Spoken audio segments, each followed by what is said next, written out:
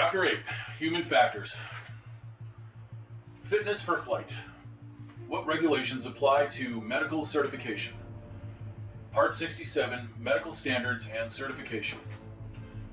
As a flight crew member, you discover you have high blood pressure. You are in possession of a current medical certificate. Can you continue to exercise the privileges of your certificate? The answer is no. The regulations prohibit a pilot who possesses a current medical certificate from performing crew member duties while the pilot has. Are flight crew members allowed to use any medications while performing required duties?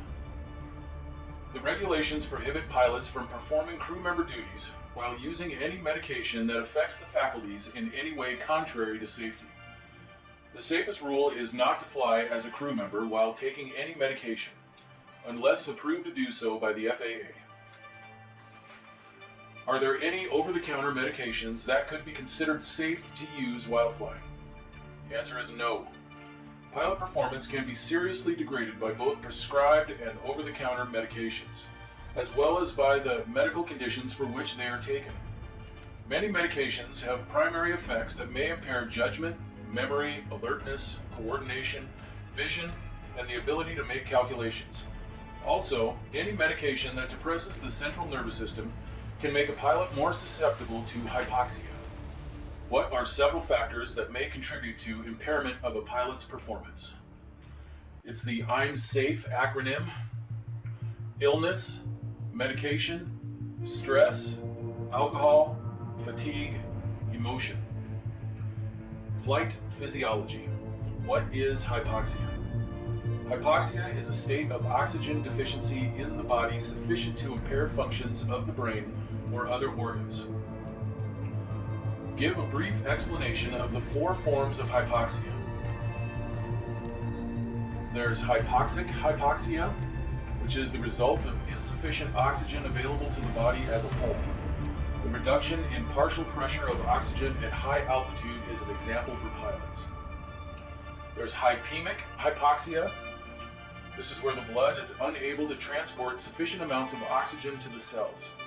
The result of oxygen deficiency in the blood rather than a lack of inhaled oxygen. Carbon dioxide poisoning is an example.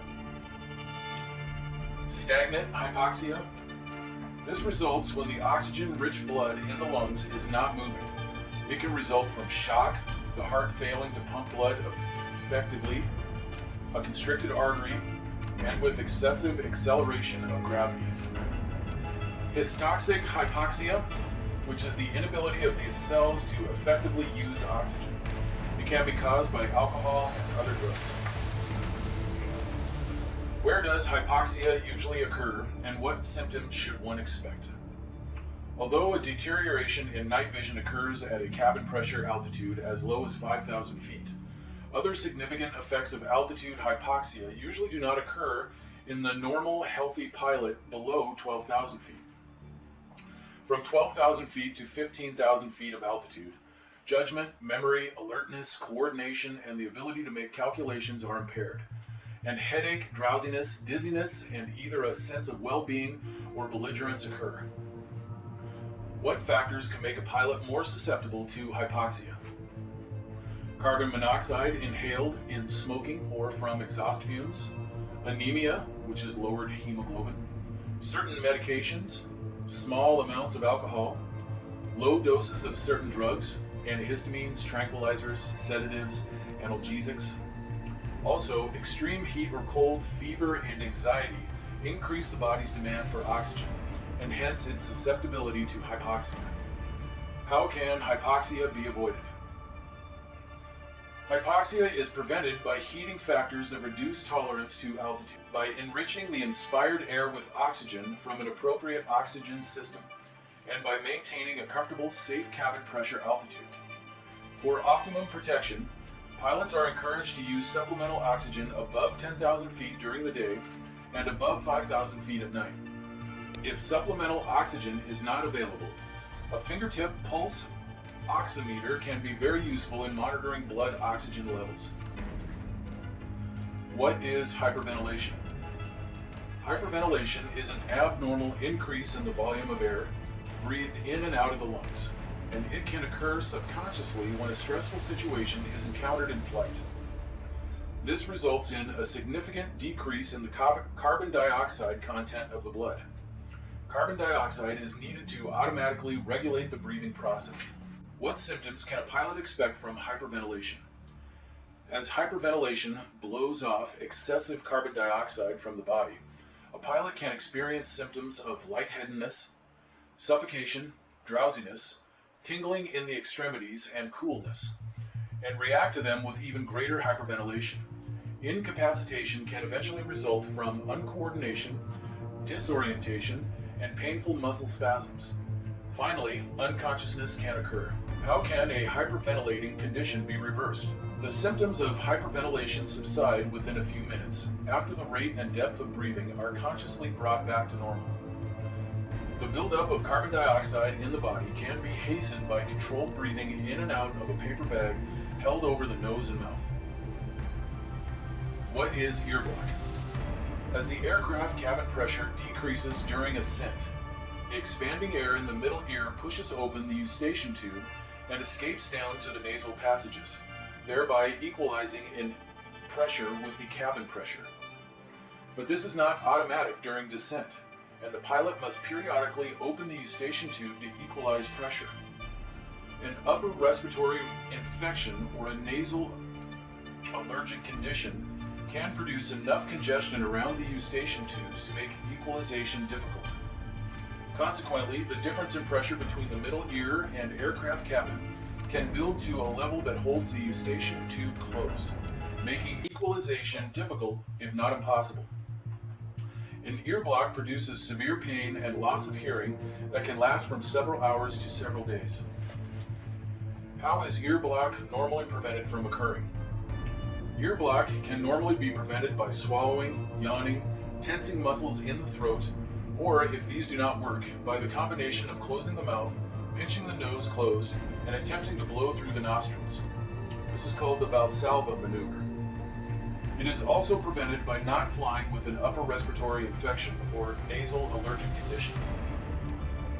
What is spatial disorientation? Orientation is the awareness of the position of the aircraft and of oneself in relation to a specific reference point. Spatial disorientation specifically refers to the lack of orientation with regard to position in space and to other objects. What causes spatial disorientation? Orientation is maintained through the body's sensory organs in three areas. Visual, the eyes maintain visual orientation. Vestibular, the motion sensing system in our inner ear maintains vestibular orientation. Postural, the nerves in the skin, joints, and muscles of the body maintain postural orientation. When human beings are in their natural environment, these three systems work well. However, when the human body is subjected to the forces of flight, these senses can provide misleading information resulting in disorientation. What is the cause of motion sickness, and what are its symptoms? Motion sickness is caused by continued stimulation of the inner ear, which controls the pilot's sense of balance. The symptoms are progressive. First, the desire for food is lost. Then saliva collects in the mouth and the person begins to perspire freely. Eventually, the person becomes nauseated and disorientated, and may have a headache and a tendency to vomit. If the air sickness becomes severe enough, the pilot may become completely incapacitated. What action should be taken if a pilot or passenger suffers from motion sickness? If suffering from air sickness while piloting an aircraft, open up the air vents, loosen clothing, use supplemental oxygen, and keep the eyes on a point outside the airplane. Avoid unnecessary head movements. Then cancel the flight and land as soon as possible. What regulations apply and what common sense should prevail concerning the use of alcohol? The regulations prohibit pilots from performing crew member duties within 8 hours after drinking any alcoholic beverage or while under the influence of alcohol.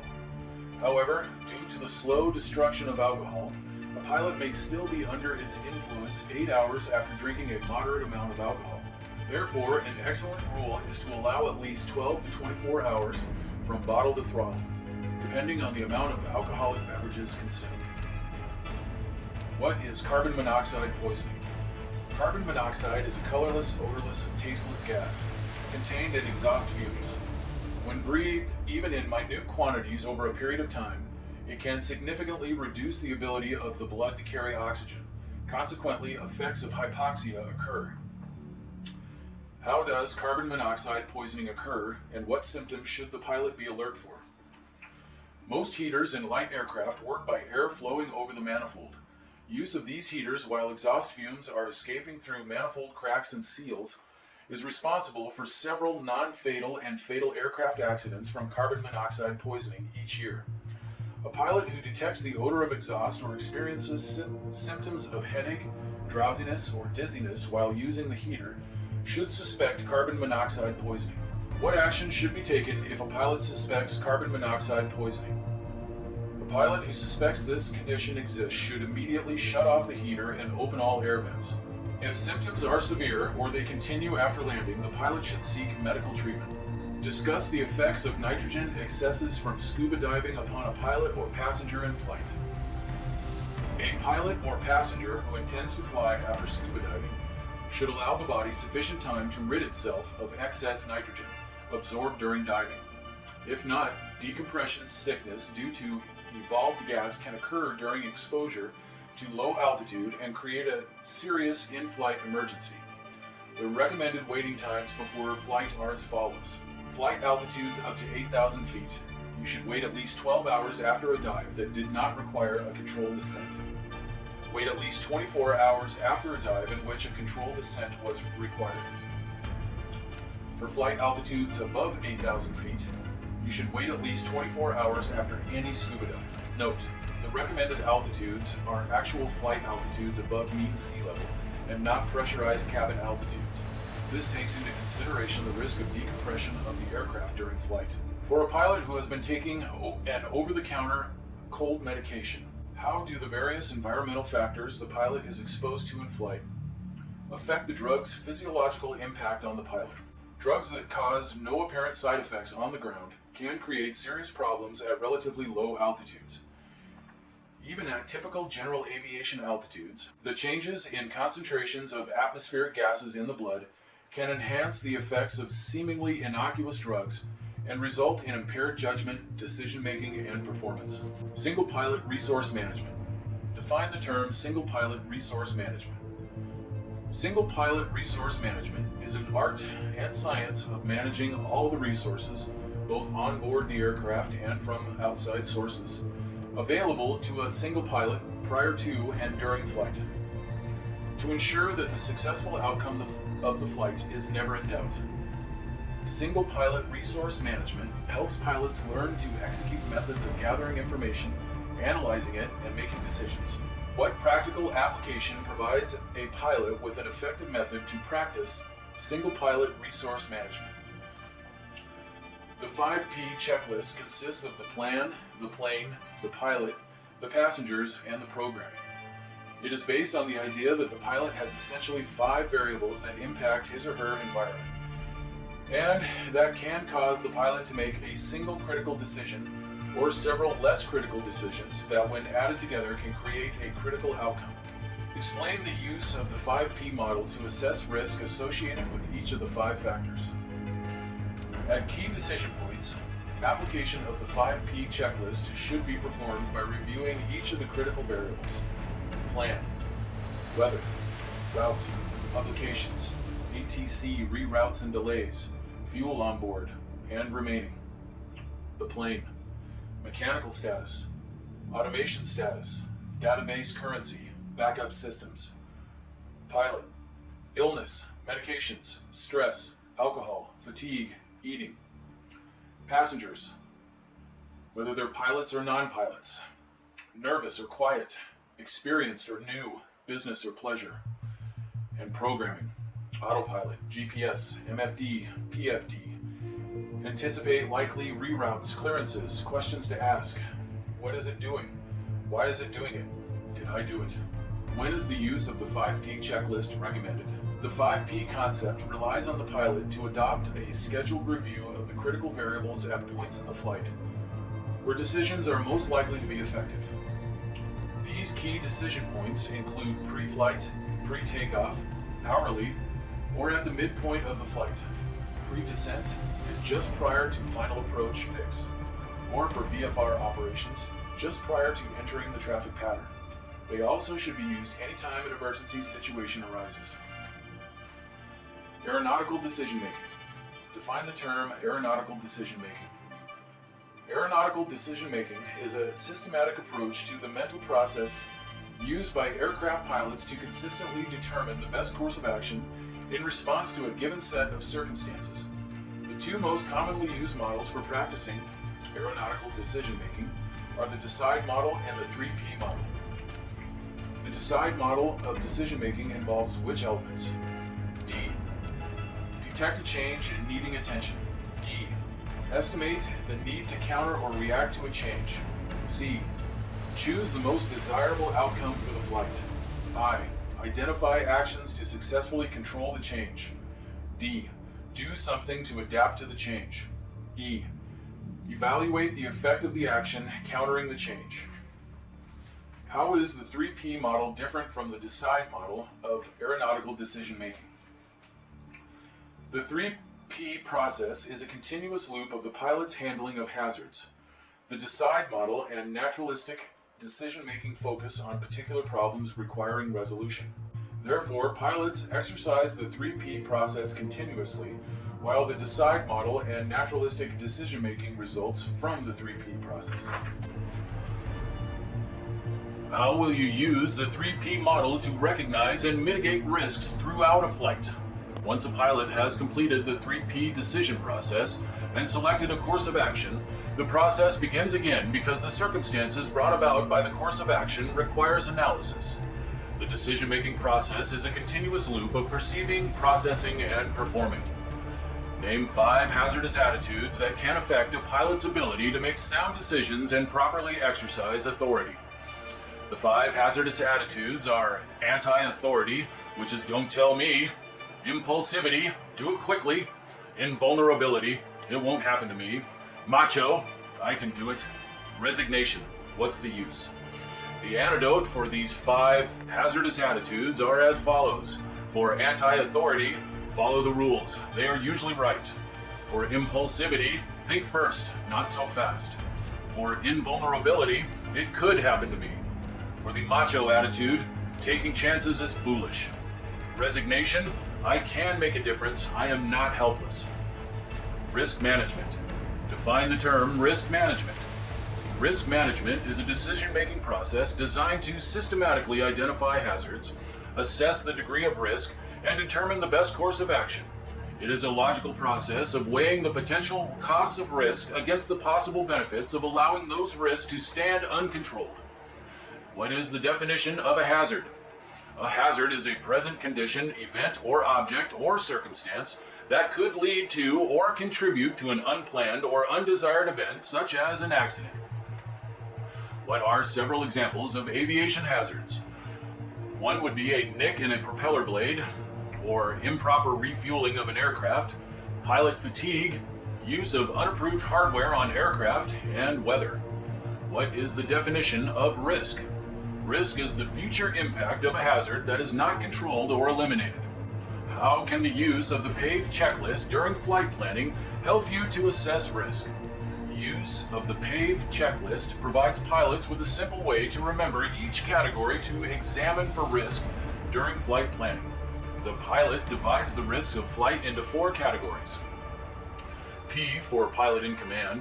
He assesses general health, physical, mental, emotional state, his proficiency, and currency. Aircraft, airworthiness, equipment, performance, and capability. Environment would be the weather hazards, terrain, airports, runways to be used, and its conditions. External pressures, meetings, people waiting at destination, desire to impress someone, etc. Explain the use of a personal minimums checklist and how it can help a pilot control risk. One of the most important concepts that safe pilots understand is the difference between what is legal in terms of the regulations and what is smart or safe in terms of pilot experience and proficiency. One way a pilot can control the risks is to set personal minimums for items in each risk category. These are limits unique to that individual pilot's current level of experience and proficiency. What is one method you can use to identify risk before departure? One way a pilot can limit exposure to risk is to set personal minimums for items in each risk category. These are limits unique to that individual pilot's current level of experience and proficiency. For the pilot, experience, recency, takeoffs, landings, hours in make, model, physical, mental condition, or I'm safe. For the aircraft, fuel reserves, VFR, day or night, aircraft performance, weight and balance, density, altitude, etc. Aircraft equipment, avionics, familiarity, charts, survival gear. The environment, airport conditions, runway condition length, weather, wind, ceiling, visibilities. External pressures, allowance for delays, diversion, cancellation, alternate plans, personal equipment available for alternate plans, phone numbers, credit cards, medications. Explain the use of a personal checklist such as I'm safe to determine personal risks. Personal self-assessment checklists assist pilots in conducting pre-flight checks on themselves, reviewing their physical and emotional states that could have an effect on their performance. The I'm safe checklist reminds pilots to consider the following. Illness, do I have any symptoms? Medication, have I been taking prescription or over-the-counter drugs? Stress, am I under psychological pressure from my job? Do I have money, family, or health problems? Alcohol, have I been drinking alcohol within 8 hours, within 24 hours? Fatigue, am I tired and not adequately rested? Emotions, am I fully recovered from any extremely upsetting events? Describe how the 3P model can be used for practical risk management. The Perceive, Process, Perform, which is the 3P model for risk management, offers a simple, practical, and systematic approach that can be used during all phases of flight. To use it, pilots will perceive the hazards for a flight, which are present events, objects, or circumstances that could contribute to an undesired future event. Think through circumstances related to the PAVE risk. The fundamental question to ask is, what could hurt me, my passengers, or my aircraft? Process the hazards by evaluating their impact on flight safety. Think through the consequences of each hazard, alternatives available, reality of the situation, and external pressures. And the acronym for this is CARE, C-A-R-E, that might influence their analysis. Perform by implementing the best course of action. Using the TEAM acronym. T for transfer.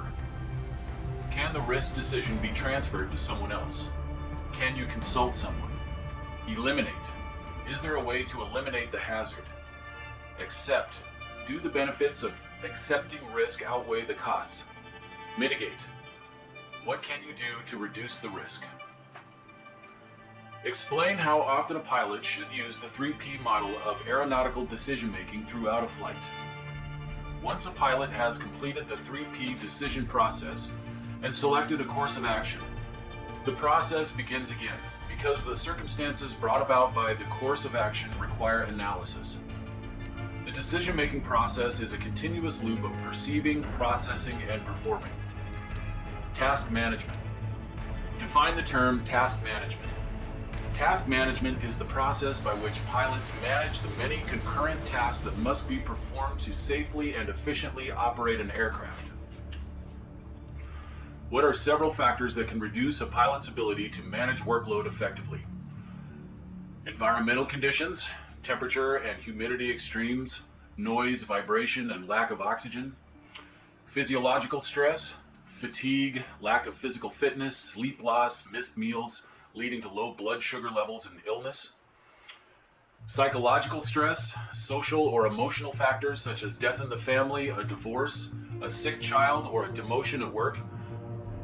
This type of stress may also be related to mental workload, such as analyzing a problem, navigating an aircraft, or making decisions.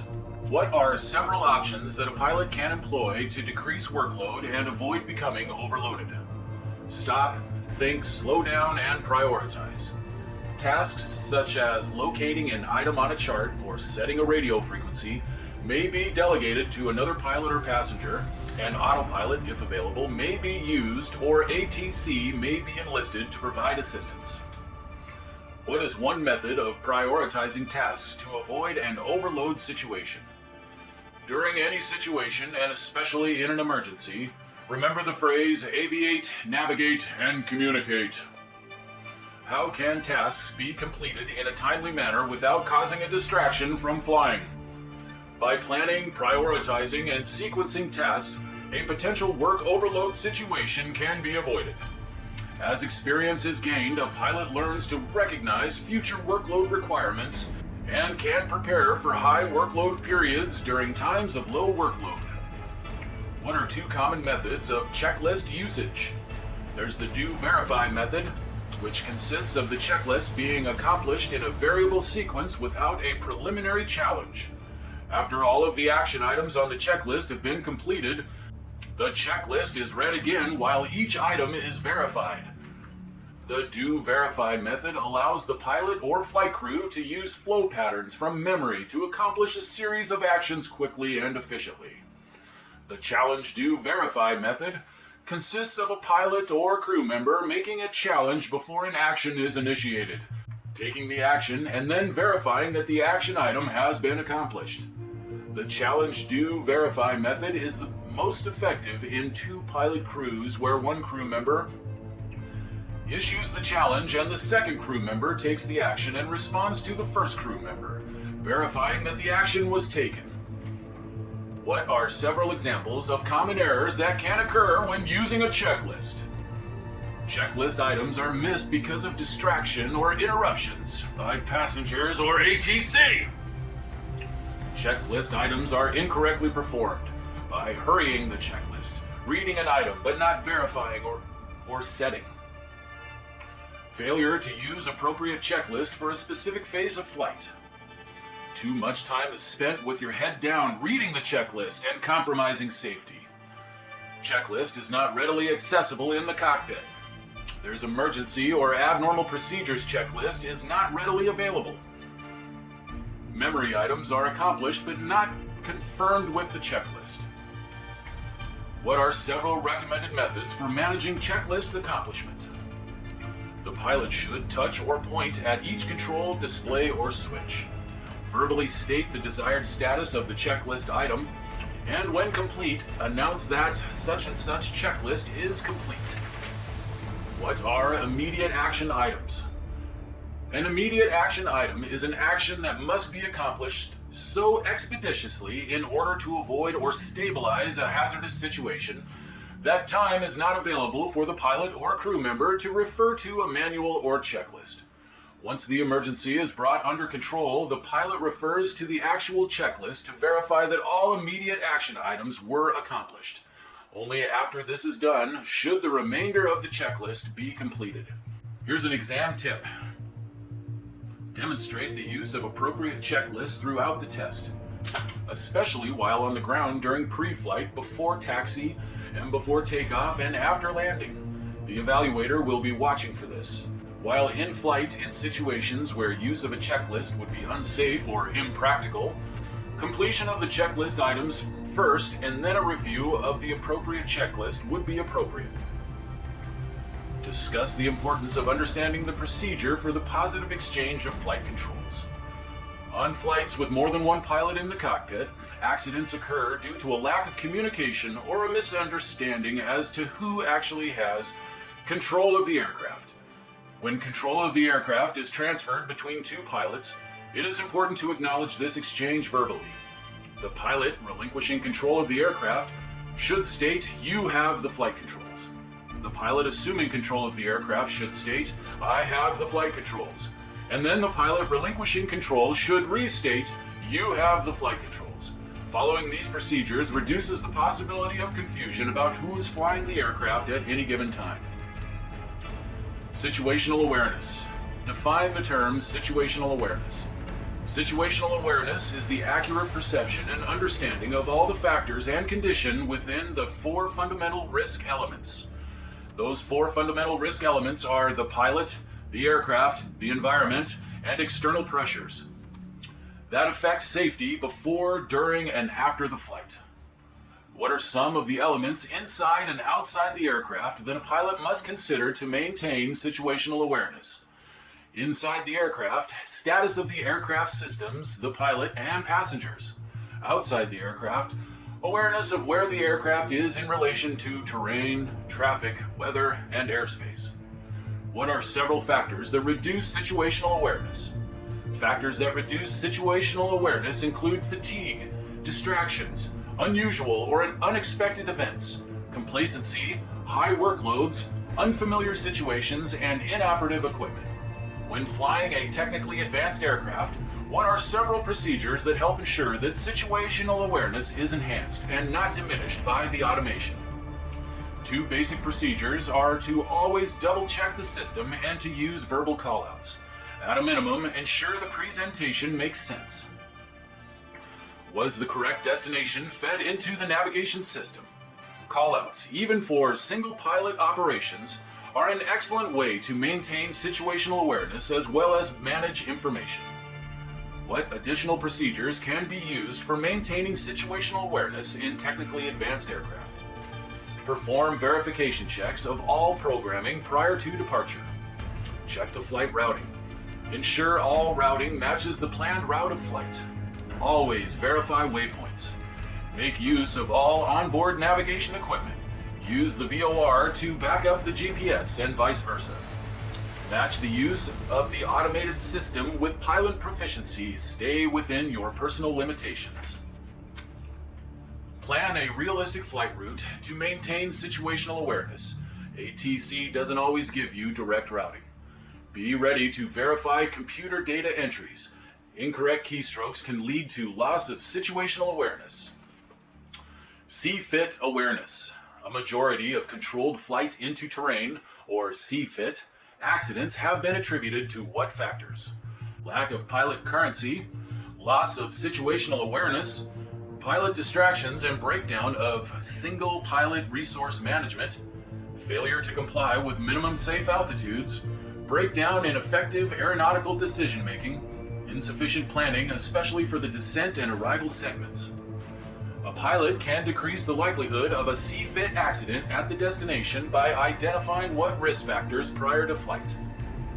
Factors such as airport location, runway lighting, weather and daylight conditions, approach specifications, ATC capabilities and limitations, type of operation, departure procedures, controller or pilot phraseology, and crew configuration should all be considered prior to flight. Describe several operational techniques that will help you avoid a CFIT accident. Maintain situational awareness at all times. Adhere to safe takeoff and departure procedures. Familiarize yourself with surrounding terrain features and obstacles. Adhere to published routes and minimum altitudes. Fly a stabilized approach. Understand ATC clearances and instructions. And don't become complacent. What is the sterile cockpit rule and how can adherence to this rule prevent CFIT accidents? Commonly known as the sterile cockpit rule, 14 CFR 121.542 and 135.1, require flight crew members to refrain from non-essential activities such as eating, chatting, reading a newspaper, etc. during critical phases of flight. Critical phases of flight are all ground operations involving taxi, takeoff and landing, and all other flight operations below 10,000 feet, except cruise flight. A series of accidents caused by flight crews who were distracted from their flight duties during critical phases of flight caused the FAA to propose the rule. While the regulation grew out of accidents in the airline industry, it holds true for the entire aviation community. Pilots can improve flight safety significantly by reducing distractions during critical phases of flight. Automation management. What does the term automation management refer to? Automation management is the demonstrated ability to control and navigate an aircraft by means of the automated systems installed in the aircraft. It includes understanding whether and when to use automated systems, including but not limited to the GPS and autopilot. Here's an exam tip. To assist in management of the aircraft during the practical test, the applicant is expected to demonstrate automation management skills by utilizing installed and available or airborne equipment such as autopilot, avionics, and system displays, and/or the Flight Management System, or FMS. The evaluator is expected to test the applicant's knowledge of the systems that are installed and operative during both the oral and flight portions of the practical test. In what 3 areas must a pilot be proficient when using advanced avionics or any automated system? The pilot must know what to expect, how to monitor the system for proper operation, and be prepared to promptly take appropriate action if the system does not perform as expected. What is the most important aspect of managing an autopilot or FMS? Knowing at all times which modes are engaged, which modes are armed to engage, and being capable of verifying that armed functions, examples, navigation tracking or altitude capture, engage at the appropriate time. At a minimum, the pilot flying with advanced avionics must know how to manage what 3 primary items. These items are the course deviation indicator, or CDI, the navigation source, and the autopilot. Explain what is meant by the term automation bias, and discuss how it can increase risk. Automation bias is the relative willingness of a pilot to trust and use automated systems. By failing to monitor the systems and failing to check the results of the processes of those systems, the pilot becomes increasingly detached from aircraft operation, which significantly increases risk. Automation management is a good place to practice the standard call-out procedures. What are standard call-outs? To assist in maintaining situational awareness, professional flight crews often use standard call-outs. For example, the non-flying pilot may call 2,000 and 1,000 feet prior to reaching an assigned altitude. The call-out may be 2 to go and 1 to go. Single pilot operations can also benefit from this practice by adopting standard set callouts that can be used in the different segments of a flight.